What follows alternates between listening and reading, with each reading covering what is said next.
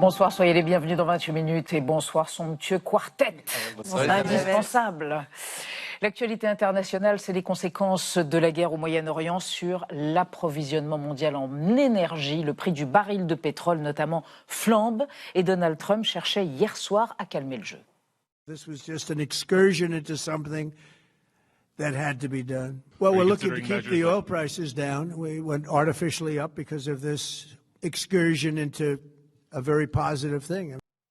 L'excursion étant la guerre en Iran. Est-on à la veille d'une crise énergétique mondiale majeure? Les prix à la pompe qui montent, la hausse des prix du gaz, quelles répercussions à court et moyen terme pour les consommateurs en France et quelles solutions, quelles stratégies pour empêcher un choc énergétique comme en 2022? Ce sera l'objet de notre débat avant qu'on vous retrouve en fin d'émission.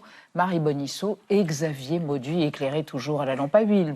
Oui, toujours, systématiquement. Elisabeth, nous partons en Chine. Elisabeth, parce qu'un monsieur qui était victime de hoquet persistant depuis 20 ans, mais quel enfer, vient d'être guéri. Lui ont tripoté un nerf, et voilà. Et ben, il est guéri, donc une histoire du hockey, tout simplement, parce que nous sommes toqués d'histoire. Et vous, Marie? Le monde de l'opéra très énervé contre l'acteur Timothée Chalamet, qui a osé critiquer publiquement les arts lyriques. Et vous allez voir, quand ils sont vexés, les opéras ont du répondant. À tout à l'heure. Et pour commencer, une question. Que signifie donner à manger? La philosophe Joëlle Zask se penche sur cet acte immémorial et le fruit de ses réflexions est sacrément nourrissant. La différence entre alimenter et donner à manger est-elle d'ordre affectif ou politique? Un État nourricier peut-il devenir tyrannique? Pourquoi l'agro-industrie censée nourrir les terriens que nous sommes saccage-t-elle les sols? Faut-il instaurer une sécurité sociale alimentaire? On en parle tout de suite avec Joëlle Zask.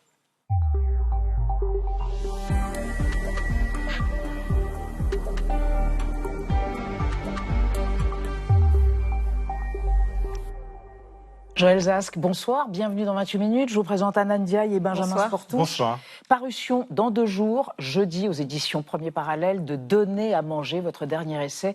Politique d'un geste ordinaire, cuillère sur la couverture. Donner à manger, on pense immédiatement à ce geste vers un enfant, vers un nourrisson. Ça peut se faire à la main aussi, donner à manger. Mais il y a 1000 façons de donner à manger, mais le fait est que tous avons reçu à manger de quelqu'un à un moment ou à un autre, et tous avons donné à manger à quelqu'un, surtout à un enfant, mais ça peut être aussi d'autres personnes, à un moment ou à un autre.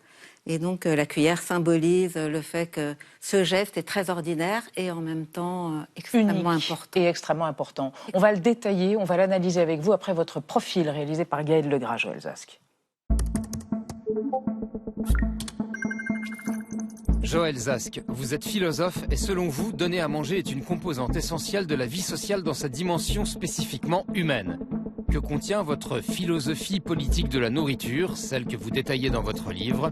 Pour répondre à cette question, vous avez le profil idéal. Depuis une trentaine d'années, vous êtes considéré comme une spécialiste de la démocratie participative. Vous présentez le cœur de vos travaux ainsi. Quelles habitudes devrions-nous adopter pour agir en démocrate, pour penser en démocrate, pour se conduire avec autrui en démocrate? Dans vos essais, vous appliquez votre recherche à l'art, au monde paysan ou encore à la configuration des villes et notamment aux places publiques comme celle de la République à Paris. Lors du mouvement Nuit debout en 2016, vous aviez été frappé par l'incompatibilité entre l'aspect minéral de cette place, lieu de rassemblement de nombreuses manifestations, et la fonction démocratique à laquelle on la destine. Cette conception entièrement minéralisée de la ville est une conception qui accompagne finalement une certaine idée de la citoyenneté minéralisée, c'est-à-dire statufiée dans une fonction qui est celle du citoyen spectateur. En 2019, vous vous emparez d'un autre sujet avec « Quand la forêt brûle, pensez la nouvelle catastrophe écologique ». Bouleversé par la multiplication des incendies, vous déplorez que la rhétorique guerrière, les feux comme l'ennemi à battre, l'emporte sur les discours de prévention et de solidarité. C'est pas un hasard, puisque très précisément, la rhétorique guerrière est la suite logique de l'idéologie d'une domination de la nature, le feu faisant partie de la nature. Aujourd'hui donc, vous postulez que bien donner à manger est une condition des modes de vie libres et démocratiques, et vous rêvez d'une société construite sur le principe de la nourriture pour tous. On multiplierait les circuits courts, les marchés, les produits locaux et de saison. Le rapport à la nourriture serait extrait de la gangue du capitalisme. On en parlera à la fin de cette société, de cette sécurité sociale alimentaire, mais revenons à ce concept de donner à manger. Vous dites qu'il y a un monde entre donner à manger et alimenter. Alimenter, on peut alimenter des poulets qui sont élevés en batterie, malheureusement pour eux. Donner à manger, c'est autre chose. Ça engage la sollicitude, le soin, la philia, comme disait votre ami le philosophe Aristote, c'est ça ? L'affection, en quelque sorte. L'affection, l'attention. Il est vrai que nourrir suppose autre chose que satisfaire des besoins élémentaires, tandis qu'alimenter ne joue jamais qu'une fonction qui est prédéfinie. Par ailleurs, je pense que l'aliment n'a pas vocation à transformer ce qu'il alimente. Par exemple, l'essence dont j'alimente mon moteur n'a pas vocation à modifier mon moteur. Ça serait problématique. En revanche, la nourriture modifie la personne qui est nourrie. C'est-à-dire que la nourriture, bien sûr, va jouer un rôle de subsistance qu'il ne faudra jamais oublier. C'est une nécessité de premier ordre. Mais par ailleurs, il se trouve que la nourriture aussi entre dans un métabolisme qui nous transforme. Joël Zask, à propos de nourriture qui nous permet de vivre, de grandir, nous sommes 8 milliards d'habitants, il y a 2 milliards de terriens en surpoids, en situation d'obésité, à cause notamment de la malbouffe, mais pas seulement, et chaque année, 9 millions d'humains meurent de faim. Les deux chiffres rapprochés, effectivement, il y a quelque chose qui est insupportable.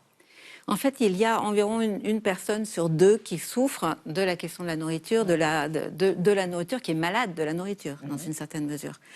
Je ne voudrais pas faire un parallèle ou une relation de cause à effet entre la malnutrition, la dénutrition, la famine d'un côté et les pathologies alimentaires, qui sont très très nombreuses. Ceci étant, on ne peut pas s'empêcher d'additionner tous ces chiffres et le résultat est vraiment affolant. Donc la question donnée, enfin vraiment l'horizon de mon travail, c'est effectivement, je pourrais dire en résumé, la détresse alimentaire dans laquelle nous nous trouvons aujourd'hui, alors que nous savons très bien qu'il y a assez pour tout le monde et qu'il y a même assez de bonne nourriture potentiellement pour tout le monde. Et vous êtes très sévère avec quelque chose de la charité alimentaire. Vous dites qu'il faut plutôt apprendre aux gens à manger correctement, à leur donner les moyens d'y accéder et qu'on fait mal les choses en pensant aider. En fait, la charité signifie rendre dépendant. C'est le problème que j'ai abordé. Donner à manger, c'est indispensable. Je n'attends pas de mon bébé qu'il se nourrisse tout seul, ça c'est sûr. Je n'attends pas non plus de ma mère qui a 90 ans qu'elle subsiste par elle-même. Et je pense que c'est important de voir que le donner à manger va se répercuter à tous les âges de la vie, en particulier si on contracte une maladie grave qui nous empêche de se nourrir. Donc à ce moment-là, nous sommes nourris. Mais je pense que la charité, structurellement, elle n'est pas faite pour préserver l'indépendance des destinataires. Vous voulez dire que manger devient une faveur que l'on vous accorde, c'est ça, lorsqu'on vous fait la charité. Donc Coluche avait tout faux ? Saint-Vincent de Paul avait tout faux ? Non mais sérieusement.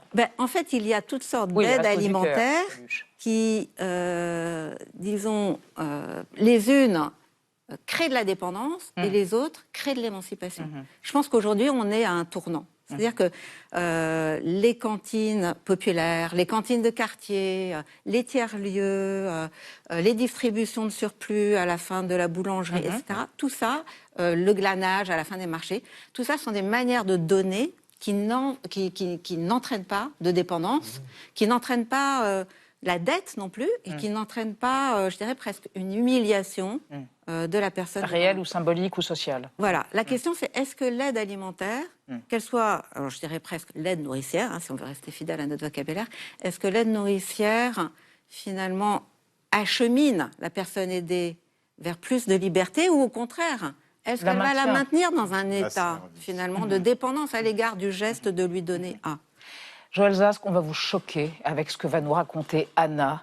On va évoquer la malbouffe qui commence avec des cookies apéritifs, c'est ça, des biscuits apéritifs pour bébés. Oui, aujourd'hui dans les supermarchés et même dans certaines pharmacies, on trouve des biscuits apéros pour bébés, oui, vous avez bien entendu, des biscuits apéros qu'on appelle aussi des baby snacks et qu'on propose donc aux bébés quand les parents prennent l'apéro.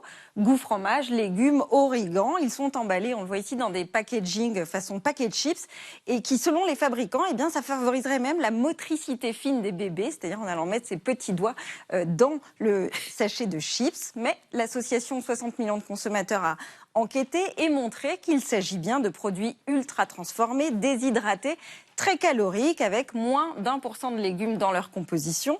Des produits inutiles qui poussent au grignotage, alertent les pédiatres. À ce jour, le marché mondial des biscuits apéro pour bébés pèse près de 4 milliards de dollars et devrait dépasser les 5 milliards en 2029. Alors quand on donne des biscuits apéro à nos bébés, qu'est-ce que ça dit de ce qu'on transmet en termes de nourriture? Qu'est-ce qu'on leur apprend? On leur apprend à mal manger, on leur apprend à être dépendants. En fait, finalement, on les empoisonne, on en fait des addicts. Je pense qu'il y a vraiment un lien très fort entre les aliments ultra-transformés et l'addiction. Et d'ailleurs, les méthodes de distribution des aliments ultra-transformés, leurs méthodes de transformation, les méthodes d'incitation aussi, de marketing, sont véritablement issues du marché de la drogue, c'est-à-dire du marché de la cigarette.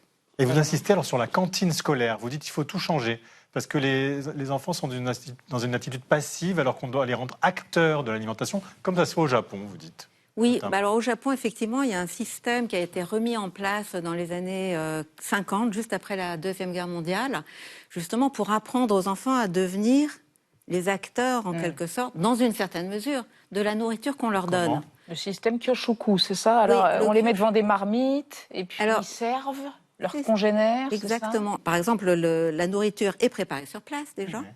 Elle peut être préparée aussi avec des fruits, des légumes, des ingrédients qui ont poussé dans la cour de l'école. Je rappelle Maria Montessori, c'était quand même l'instrument pédagogique par excellence, le jardin partagé de l'école. Et ce qui est très intéressant, concernés, donc. C'est qu'à ce système de participation finalement des élèves, s'ajoute un programme pédagogique en fait. Un programme pédagogique parce que en fait, disons le fait de manger dans la salle de classe, on pourrait dire bon c'est peut-être pas très hygiénique ou ça va divertir, il va y avoir des miettes partout, mais d'abord ils nettoient très bien. Et ils ont les outils pour le faire et aussi les compétences, parce qu'ils les ont acquises. Mais par ailleurs, le fait de ne pas dissocier le fait de manger, le fait d'étudier, est quand même une très bonne chose. Joël Zask, une dernière question. Sécurité sociale alimentaire, la SSA, vous militez pour ça? Comment on fait pour financer? Et ça reviendrait à quoi concrètement? C'est la dernière question.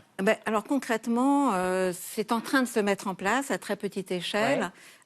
Concrètement, ça conduirait à véritablement embrasser l'idée que la nourriture est un droit imprescriptible et que donner à manger est un devoir qui n'est pas négociable.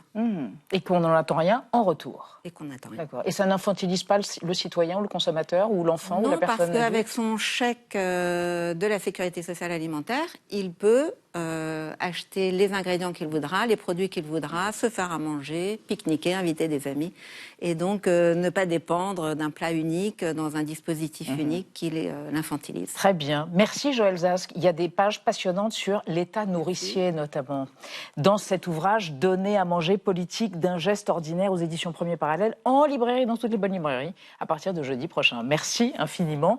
On va passer à notre débat sur une des conséquences de la guerre au Moyen-Orient. L'Iran frappe depuis 11 jours. L'Iran frappé depuis 11 jours, réplique en bloquant le détroit d'Ormuz et en bombardant les bases américaines situées dans les pétromonarchies du Golfe Persique. La flambée des prix du pétrole qui en résulte peut-elle déboucher sur une crise énergétique comme en 2022 après l'agression de l'Ukraine par la Russie, et avec quelles conséquences pour nous, Français? On en parle après la mise au point de Sandrine Le Calvez.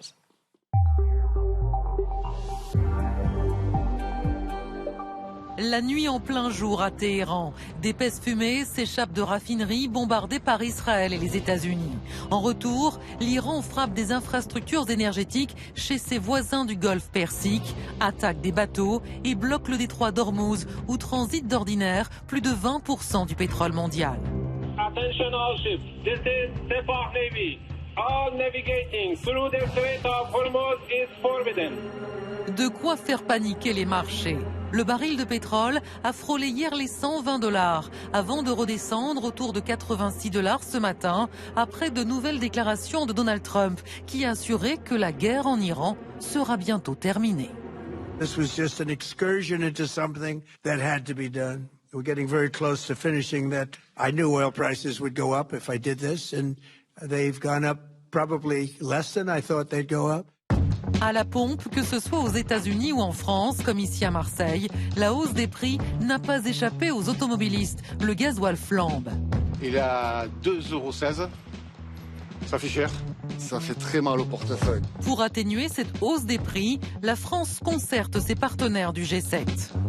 nous sommes prêts à prendre toutes les mesures nécessaires, y compris en puisant dans les réserves de stock stratégiques, de manière à stabiliser les marchés. Des marchés qui demeurent fébriles. L'Iran a promis qu'aucune goutte de pétrole ne sortirait du Moyen-Orient tant qu'il y aura des frappes. Si vous pouvez tolérer un prix du pétrole supérieur à 200 $ le baril, continuez ce petit jeu-là. Alors jusqu'où l'Iran utilisera-t-il l'arme du pétrole? 4 ans après la crise ukrainienne, risque-t-on un nouveau choc énergétique mondial? Nos 3 invités, Philippe Chalmin, économiste, professeur émérite à l'Université Paris-Dauphine, président de Cyclope, centre d'études spécialisé dans l'analyse des marchés mondiaux de matières premières, car vous êtes spécialiste des matières premières. Selon vous, si les Iraniens n'ont pas l'arme atomique, ils ont une arme tout aussi puissante, avec la possibilité de bloquer le détroit d'Ormuz. Et vous ajoutez, si la paralysie du détroit continue, on peut aller absolument vers une pénurie. À côté de vous, Eva Moisan, bonsoir. Vous êtes journaliste à Alternative économique. Vous êtes spécialiste des questions internationales. Et selon vous, si ce conflit dure, les perturbations risquent de s'étendre à l'ensemble de l'économie. Et vous ajoutez, alors l'État français par exemple, doit prendre des mesures comme le plafonnement de l'énergie ou de l'électricité. Et à côté de vous, Nicolas Mazouki, directeur stratégie navale et wargaming, en bon français. Jeu de guerre. Jeu de guerre. Au Centre d'études stratégiques de la Marine, vous avez publié votre dernier essai, La confrontation en mer, l'avenir de la stratégie navale. Selon vous, ce sont les pays asiatiques qui ont le plus à perdre avec la flambée du pétrole, des prix du pétrole, notamment la Chine qui se fournit en gaz et en pétrole, principalement dans cette région. Et on démarre avec la déclaration du jour, Benjamin. Oui, impressionnante, c'est celle de Donald Trump sur CBS. Je pense que la guerre est finie, quasiment, a déclaré le président américain, ce qui a automatiquement fait baisser le prix du baril. Regardez ce graphique, un peu plus de 8%, ce qui est loin d'être négligeable dans les temps que nous vivons. C'est assez soudain. Ce prix, Philippe Chalmin, n'est pas seulement des matières premières, du pétrole, n'est finalement pas seulement indexé sur les marchés, mais aussi sur des paroles politiques, notamment celle de Donald Trump. Mais absolument. À la limite, depuis 48 heures, le suivi presque à la minute du prix du pétrole, c'est exactement le thermomètre de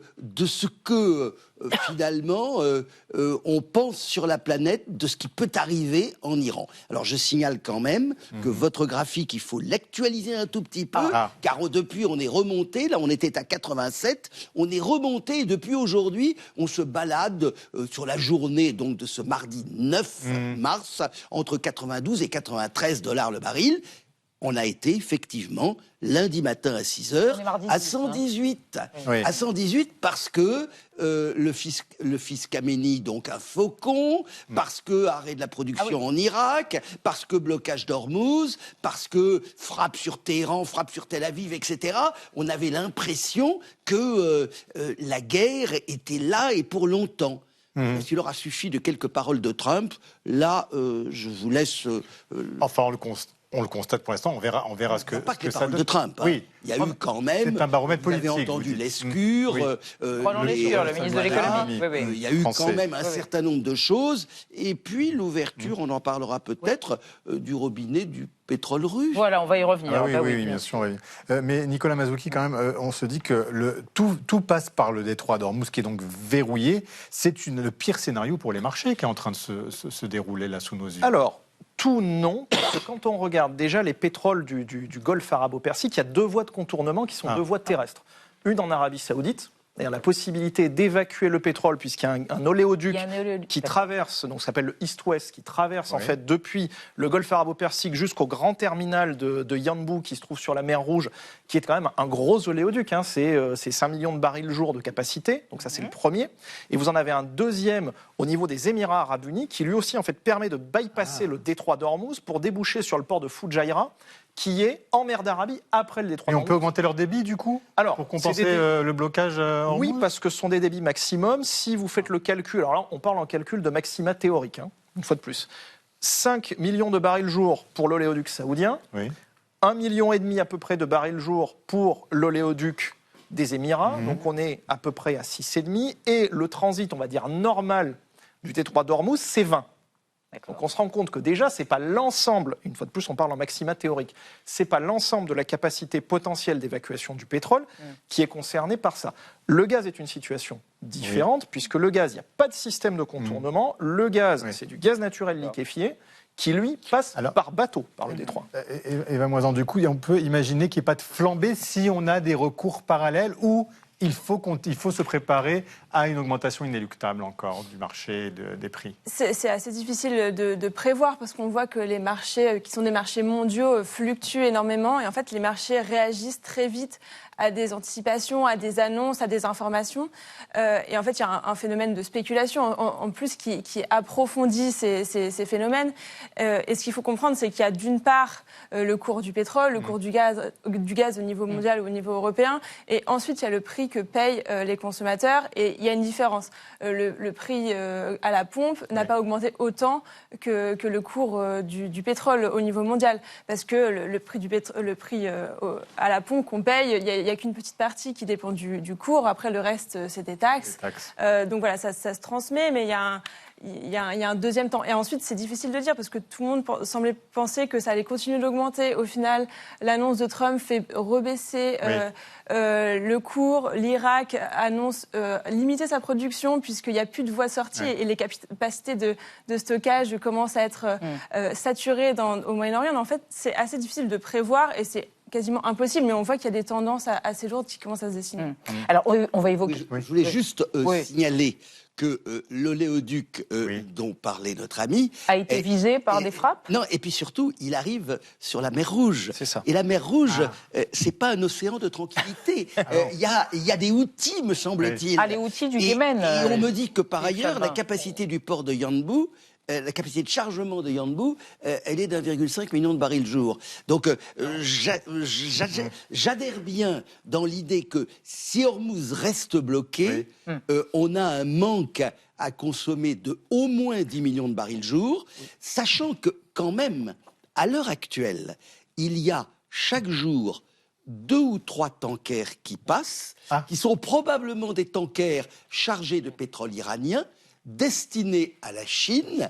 Donc, ni les gardiens de la Révolution, ni les Américains ne vont les toucher, puisque dans cette partie d'échecs, il y a un gros chat qui est silencieux et dont on ne sait pas tellement à quoi il est en train de se préparer, c'est la Chine, dont la dépendance au Golfe, comme vous l'avez dit, elle est considérable. Très bien.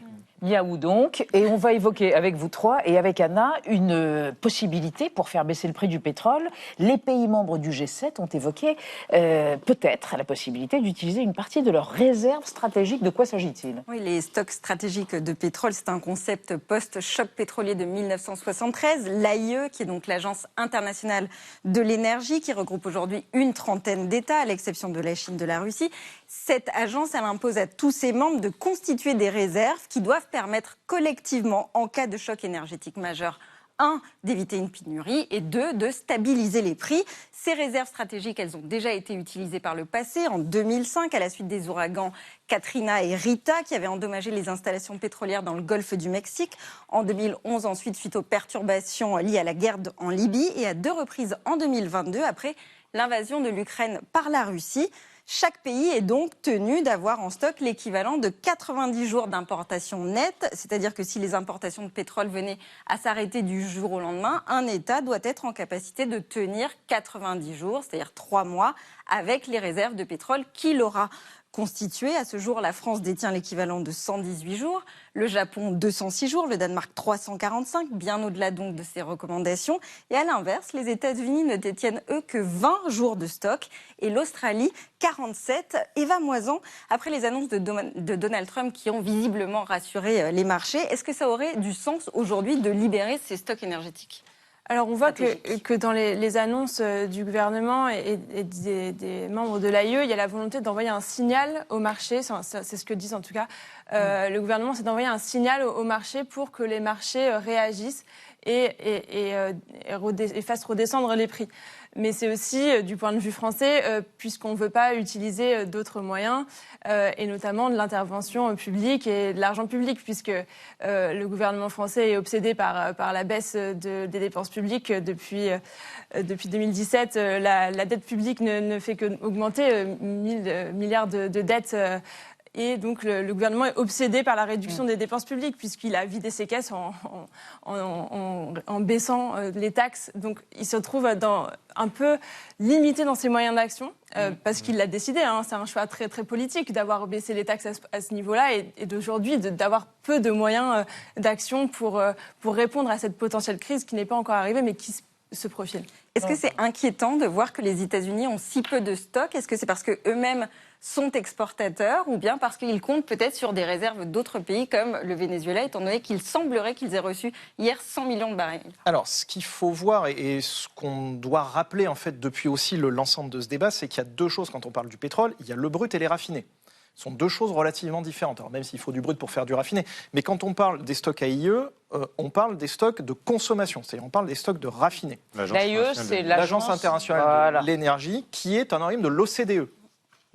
Donc c'est en fait collectivement, et c'est bien ce que vous avez dit, l'Agence internationale de l'énergie qui autorise ses membres à utiliser leurs réserves de 90 jours, étant entendu que vous avez dit, il y a certains pays qui font des réserves nationales en plus, qui est le cas de la France par exemple, qui elles sont des réserves qu'elles peuvent mobiliser à leur propre volonté. Pour leur consommation interne. Mais il s'agit de réserves de produits. C'est de la consommation courante en produits, ce n'est pas des réserves de pétrole brut. Les États-Unis, c'est le premier exportateur mondial, c'est le premier producteur mondial de pétrole. Donc le fait qu'ils n'aient pas une réserve en produits qui soit extrêmement importante n'est pas problématique, dans le sens où ils sont exportateurs nets de produits pétroliers, notamment vers chez nous, puisque notre premier fournisseur de carburant, ce sont les États-Unis.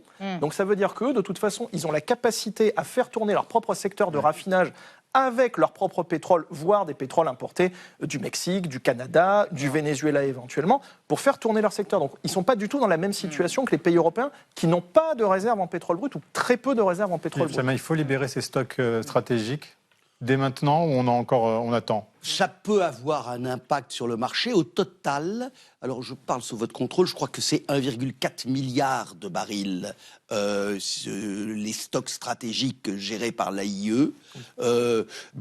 Ça peut avoir un impact. C'est marginal, ce serait marginal. Ça ne va pas changer de toute manière la face du monde. Il faut quand même appeler un chat un chat. Le sort... oui, je reste dans les chats, excusez-moi. Le sort du prix du baril, il est directement lié à ce qui va se passer avec l'Iran. Est-ce que l'Iran conserve et continue à maintenir une politique extrêmement dure et donc continue à quasiment bloquer Hormuz? Est-ce que éventuellement, là c'est aux marins que je pose la question, est-ce que les marines occidentales peuvent faire comme les convois de l'Atlantique durant la Seconde Guerre mondiale, peuvent créer des convois qui permettraient de passer Hormuz? Est-ce qu'avec tous les drones et missiles, ceci a quelque sens? Ce qui est clair, c'est qu'aujourd'hui, vous avez, alors non seulement, parce qu'il ne faut pas oublier qu'avec le blocage d'Hormuz, vous avez des pétroliers, vous avez des méthaniers, et puis vous avez tous les porte-conteneurs qui sont bloqués. Vous avez 10% de la capacité mondiale de porte-conteneurs qui se trouvent aujourd'hui bloqués dans le Golfe. Et là, les compagnies, les Maersk, CMA, CGM et autres de ce monde, ils n'ont aucune envie de risquer leurs précieux bateaux. Philippe Chalmin. Des bateaux qui valent beaucoup plus cher, ceux-là. Qui valent très cher. Gardons un peu de temps pour savoir ce qui va nous arriver à nous, les Français. Et on va démarrer avec l'archive du jour. Nous sommes à l'été 1990. Pierre Bérégovoy, ministre de l'économie et des finances, décide de plafonner le prix des carburants, où nous sommes au début de la guerre du Golfe après l'invasion du Koweït par l'Irak.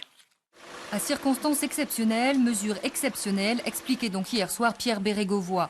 20 centimes de hausse sur le prix de l'essence en quelques jours, c'est trop et trop vite. Après avoir mis en garde les compagnies pétrolières contre un dérapage, le ministre de l'économie décide donc de plafonner les prix.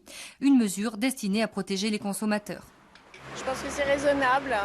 Compte tenu de la façon dont fonctionnent les compagnies pétrolières, ça me paraît indispensable. C'est une bonne mesure parce que de toute façon, c'est de l'escroquerie. Chaque fois que le baril baisse ou chaque fois que le dollar baisse, on ne répercute pas la baisse. Donc maintenant, si on répercute à l'avance des hausses qui n'ont pas encore eu lieu... Yvan Moisan, vous disiez tout à l'heure qu'il pouvait y avoir un blocage des prix. C'est vrai que c'est prévu par le Code du commerce, il y a un article qui le prévoit, mais de fait, à l'époque, ça avait duré un mois, les caisses sont vides, donc il faut peut-être aller plus vers de sobriété et de responsabilité des Français, plutôt que de leur donner de l'argent pour qu'ils aillent faire le plein à la pompe, non ? Effectivement, le plafond sur les prix, ça se pose plutôt sur les prix de l'énergie, sur les prix de l'électricité ou les prix du gaz, plutôt que sur le prix à la pompe, puisque effectivement les plus gros consommateurs d'hydrocarbures, ça va être en général les ménages les plus aisés, donc ça va revenir à subventionner la consommation extensive des ménages les plus importants. Mais ce qui va se poser également, c'est la hausse des marges et la hausse des bénéfices des grandes entreprises pétrolières. Il y a des abus selon vous ? Ça a été contrôlé par le gouvernement et visiblement c'est pas le cas. C'est ce qu'ils se disent. Mais après, est-ce que c'est un abus d'augmenter ces marges ? C'est le fonctionnement d'une entreprise en soi. Mais c'est ce qu'on a vu ensuite dans les années 2022-2023. Les énergéticiens ont fait des super profits. Total, d'autres énergéticiens en Europe ont fait des super profits qui n'ont ensuite après le début de la guerre en Ukraine. Qui n'ont ensuite pas été taxés, alors qu'il y avait des propositions et des pays en Europe ont taxé les super profits. Donc pourquoi ne pas remettre ce genre de mesures sur la table quand justement les caisses de l'État sont vides ? Une réaction rapide ? Écoutez, alors moi, rapide. Excusez-moi de dire que on nage dans l'absurdité la plus totale. Je ne sais pas où vous avez vu des super profits. Nous avons effectivement, il y a un grand énergéticien en France qui s'appelle Total. Total gagne l'essentiel de sa vie à l'extérieur de la France et si le raffinage était une activité si rentable, les grands énergéticiens européens auraient gardé le contrôle de leurs raffineries. La plupart des raffineries aujourd'hui en Europe n'appartiennent pas aux majors pétroliers. L'activité de raffinage est une activité éminemment aléatoire. La distribution du pétrole est une activité qui n'est pas si rentable que cela. Nous avons la chance paradoxale en France d'avoir un appareil de la grande distribution qui fait que l'on vend pratiquement l'essence ou le diesel à prix coûtant. Nous subissons les prix. Alors rentrer dans une logique d'imposer des prix, de bloquer les prix, que ce soit sur le pétrole ou sur le gaz, ça n'a aucun sens. Sur l'électricité, là je pourrais vous suivre, mais vous le savez, au niveau européen, cela paraît pratiquement impossible, mais on pourrait revenir effectivement. Alors, vous parlez d'augmentation. Nicolas Bazouki, est-ce que ça peut avoir une augmentation sur les biens du quotidien ?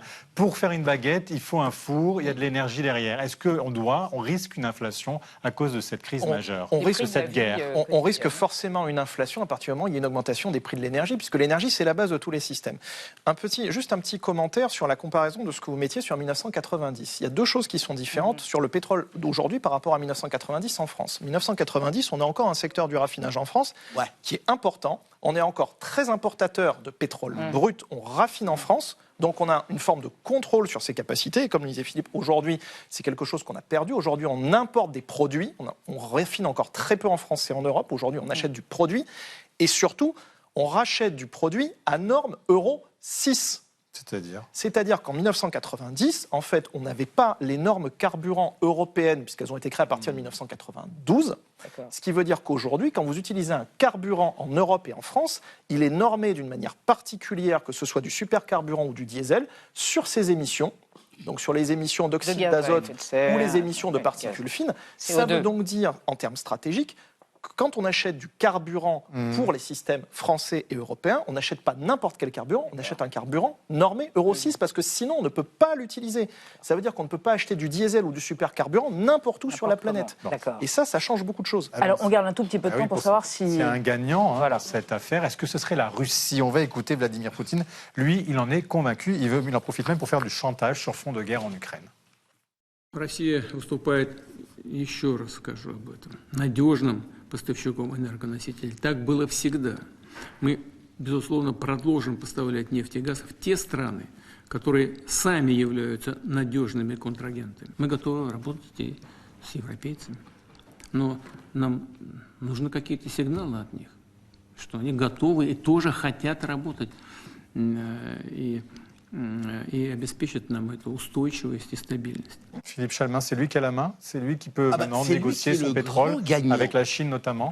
C'est lui qui est le grand gagnant. Au début de l'année, le baril de pétrole valait $60. Et les Russes, pour arriver à trouver des clients qui acceptaient de passer au-dessus des sanctions américaines étaient obligés de consentir des rabais de l'ordre de 15 à 20 $. Aujourd'hui, le pétrole vaut 90 $ et d'après mes informations, ces 2-3 derniers jours, ils ont vendu du pétrole à l'Inde avec une prime de 3 ou 4 $. Donc ça veut dire que pour les Russes, la rentabilité de leur vente de pétrole a été multipliée par 2. Sur la semaine, ce sont les grands gagnants. Et effectivement, Poutine, ça ne le gênait pas beaucoup d'ailleurs, a levé, pour 30 jours en tout cas, les sanctions vis-à-vis du pétrole russe. Oui, Donald Trump, les sanctions qui frappaient la Russie. Eva Moisan, ça veut dire qu'au nom de nos nécessités énergétiques, l'éthique est balayée intégralement et il va être le grand gagnant de cette crise et de cette guerre au Moyen-Orient? Oui, effectivement, et c'est extrêmement regrettable. Les pays producteurs de pétrole sont les premiers gagnants de cette crise et de cette hausse du baril. Et en cela, les États-Unis, également en tant que producteurs de gaz et de pétrole de schiste, peuvent tirer leur épingle du jeu. Et en cela, on comprend... Avec le gaz de schiste, c'est ça? Avec le gaz de schiste, avec le pétrole de schiste. Et en cela, on comprend bien pourquoi aussi il y a eu cette attaque contre l'Iran. C'est aussi des intérêts économiques forts, favoriser l'appareil industriel et militaire américain et l'industrie pétrogazière américaine. Heureusement qu'on a le nucléaire alors, Nicolas Mazzucchi. Nous, Français. Heureusement qu'on a le nucléaire, mais attention, le nucléaire ne répond pas à l'ensemble de nos besoins énergétiques. Il fait la majorité de nos besoins électriques, mais tous nos besoins énergétiques qui sont liés à l'industrie, qui sont liés au transport, qui sont en partie liés à l'agriculture, ceux-là sont couverts très majoritairement par des hydrocarbures. Donc là aussi, on ne peut pas substituer l'un à l'autre. Notre taux d'électrification, c'est le plus élevé au monde. Il est à 25%, mais ça veut donc dire que 75% de nos usages énergétiques ne sont pas électriques. Et ça peut nous pousser vers les énergies renouvelables, Philippe Chalmin, très rapidement quand même. Ah oui, non, j'en suis totalement d'accord. À la limite, plus le pétrole vaut cher, plus...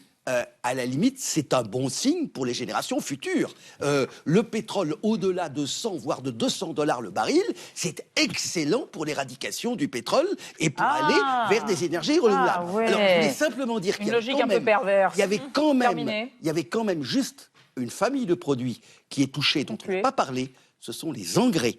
Car n'oubliez pas qu'avec le gaz, vous faites de l'urée, des engrais azotés, vous faites du soufre.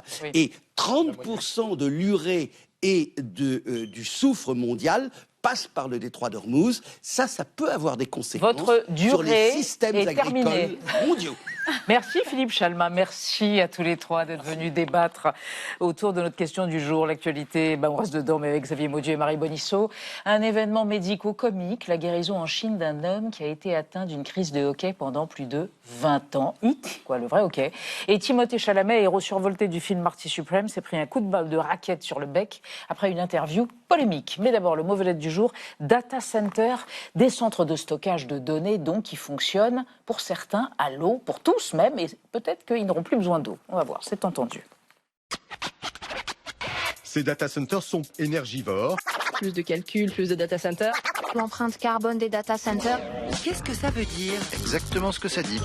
Merci de m'en dire un peu plus. Entendu. La vie secrète des mots vedettes. Data center, deux mots qui sentent bon la Silicon Valley et la Climafond. Data du latin data, les choses données. Center du latin centrum, le centre, l'endroit où l'on centralise ce que vous donnez sans y penser. Un data center, c'est un hangar rempli de serveurs, vos photos Instagram, vos séries Netflix, vos trajets sur Google Maps, pas dans vos téléphones, non, mais dans ces cathédrales numériques, plus de 11 800 dans le monde en novembre 2025. Sans surprise, les États-Unis dominent avec plus d'un tiers du total.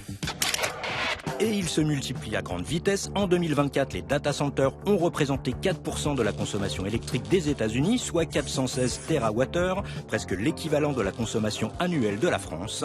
De véritables ogres énergétiques qui mangent mais boivent aussi beaucoup. Des milliards de litres d'eau pour refroidir les machines. D'où l'annonce de Google, au Texas, un futur centre fonctionnerait sans eau pour le refroidissement. Miracle technologique ou goutte d'eau dans l'océan, les deux, mon colonel. Ailleurs, la tension monte. À Querétaro, au Mexique, les coupures d'eau et d'électricité se multiplient tandis que Microsoft, Amazon et Google s'installent. En Inde, Microsoft promet 17,5 milliards, Amazon 35, pour bâtir de nouveaux data centers, parfois dans des régions déjà à court d'eau. En Indonésie, le débat est plus politique. Une grande partie des données du pays est stockée à l'étranger. Certains parlent même de colonialisme numérique. sous terre, dans des bunkers, dans les caves de Saumur, dans les campagnes, dans les villes et demain peut-être dans l'espace si l'on en croit les projets annoncés par Google et Elon Musk. Les data centers avancent. Mais derrière leurs murs ventilés, une question brûle. À qui doit profiter l'eau? À nos selfies ou à nos robinets? Merci Olivier Boucreux. Marie Bonisseau, Xavier Mauduit. Alors, non mais c'est une blague. Non. Un quinquagénaire, un homme précisément âgé de 52 ans, a eu pendant 20 ans des crises de hoquet sans s'arrêter. Vous le faites bien. Il a été enfin guéri, on a soigné son nerf phrénique, stimulé par de l'électricité. Il est où le nerf phrénique? Il te passe là et ils l'ont trituré par ici. C'est ça, ils l'ont trituré, voilà. Et donc, vous êtes OK pour nous raconter une histoire du hockey? Bien sûr, Elisabeth, vous avez en 1640 paraît un ouvrage signé Lazare Rivière. Son titre, c'est Praxis Medica, qu'on pourrait traduire par la pratique de médecine. C'est d'ailleurs comme ça qu'il est traduit dans les nombreuses éditions qui suivent, parce que c'est une référence. Lazare Rivière, c'est un médecin. Il est professeur à la célèbre, prestigieuse faculté de médecine de Montpellier. Il en est même à un moment le doyen. Officier formidable, il est médecin même du roi Louis XIII. Donc vous voyez, personnage important. Et dans son ouvrage, il consacre de nombreuses pages au hockey. Comment on l'écrit? Comme nous, pareil. Oui, ça va, il écrit comme nous. Qu'est-ce qu'il dit? Alors, bon, déjà, il parle d'un mouvement dépravé de l'estomac. J'adore l'expression. Il dit qu'en fait, c'est l'estomac qui veut chasser ce qui lui est nuisible. Lazare Rivière, c'est un médecin de son temps, c'est-à-dire qu'il s'appuie sur les anciens. Il cite des médecins de l'Antiquité, Hippocrate, Galien, d'autres médecins, encore le célèbre médecin persan Avicenne. Et tous ces gens-là expliquent le hockey. Alors, il l'appelle également sanglot, par le lien avec l'estomac et donc avec le vomissement. L'idée, c'est vraiment cela. C'est d'un côté, vous avez l'estomac qui expulse de la matière, nous avons le vomissement, et de l'autre côté, il n'expulse pas, mais ça n'est pas loin.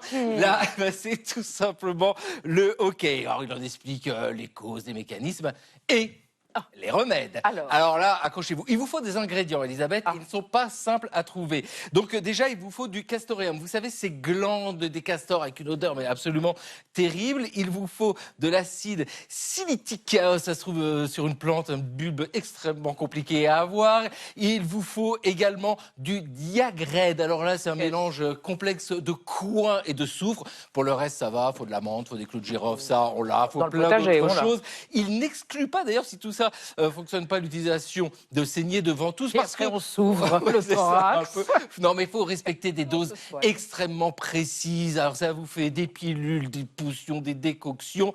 Enfin, avec tous ces trucs-là, il nous donne des exemples quand même, et notamment le cas d'un gamin de 10 ans qui a eu le hockey pendant 10 jours et qui a été guéri grâce à de l'eau de noix verte et du réfort mariné dans du vinaigre. Vous l'avez bien compris ici, l'objectif, c'est le vomissement. Le gamin vomit pas, il s'est dit, il aurait dû vomir, parce que c'est ça l'idée. Pendant tout ce temps-là, c'est que le hockey est lié à l'estomac. Or, aujourd'hui, nous savons que le hockey est dû à un mouvement du diaphragme, c'est-à-dire le muscle entre le thorax et l'abdomen, ce qui fait que nous ne sommes pas obligés de passer par ces remèdes-là. On a tous nos remèdes. Hein. Voilà, le verre d'eau, c'est pas mal. Moi, Elisabeth, j'arrête tout simplement de respirer. Oui. Du répit. Merci Xavier Mauduit. Alors, chère Marie, on change de sujet, on s'intéresse... Mais il ne va pas respirer pendant 3 minutes, j'ai peur, en apnée. On va s'intéresser à l'acteur franco-américain Timothée Chalamet, survolté dans Marty Supreme. Eh bien, Chalamet Supreme a critiqué les opéras et les ballets lors d'une interview levée de bouclier mondial. Oui, c'est vrai, on n'a jamais autant parlé d'opéra sur les réseaux sociaux que depuis ce Chalamet Gate, comme certains l'appellent carrément. C'est peut-être un mal pour un bien, toute cette attention, vous allez voir, provoquée donc par ce petit insolent de Timothée Chalamet, acteur hollywoodien à qui c'est vrai tout réussit en ce moment. Il est en lice pour les Oscars avec un film de ping-pong qui cartonne, et en pleine promotion de ce film, il s'est attaqué, c'est sorti un peu de nulle part, il s'est attaqué à 2 arts bien plus vieux que le cinéma. Bien plus vieux que lui. I don't want to be working in ballet or opera or things where it's like, hey, keep this thing alive even though no one cares about this anymore. Voilà, prends ça le lac des Cygnes, le gros melon de Chalamet dans les plumes. Cet extrait vidéo a fait le tour de l'internet et vexé à juste titre les scènes lyriques du monde entier.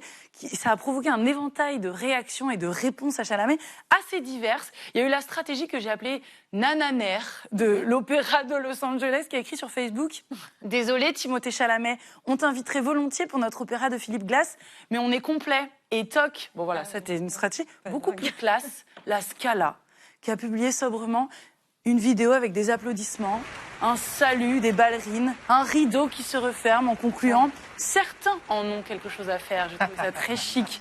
Plus ciblé et dans le mille, notre cher Opéra Bastille, qui a sauté sur l'occasion pour rappeler qu'en ce moment, ça tombe bien, se joue un opéra avec du ping-pong dedans. Exactement. La diplomatie du ping-pong. Voilà, à l'époque de Mao et de Richard Nixon. Il y a plein de ping-pong. Voilà, et comme ça fait un petit parallèle avec le film de Chalamet, c'est bien vu. Commercial, enfin, l'opéra de Seattle, lui, pendant tout le week-end, ils ont fait une promo. Ils ont vendu des places pour Carmen. Il suffisait de rentrer un mot de passe, Timothée. Voilà. On perd pas le nord. Au-delà de l'escarmouche, il y a ceux du Sérail qui en ont profité quand même pour amener le débat sur le fond, notamment Ben Glasberg. Il dirige l'orchestre de l'opéra Normandie-Rouen.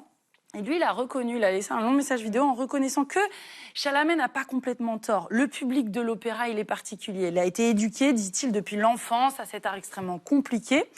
Et que, lui, il dit qu'au lieu d'en vouloir à une jeune star qui dit ce qu'elle veut comme n'importe quoi, il faut s'en prendre au gouvernement, au pluriel, qui, dans le monde entier, ont abandonné la mission d'éducation artistique pour toutes et tous. Un exemple qui a été rappelé du coup par Euronews, chez nous depuis 2021, la réforme des lycées a restreint l'accès à l'éducation musicale. Alors, ping-pong, cinéma, Carmen, le vrai progrès, ce serait de ne pas choisir. Eh ben exactement, et Chalamet dans le mille, en quelque sorte. Merci à tous, on se retrouve demain à 20h05. Tchuss.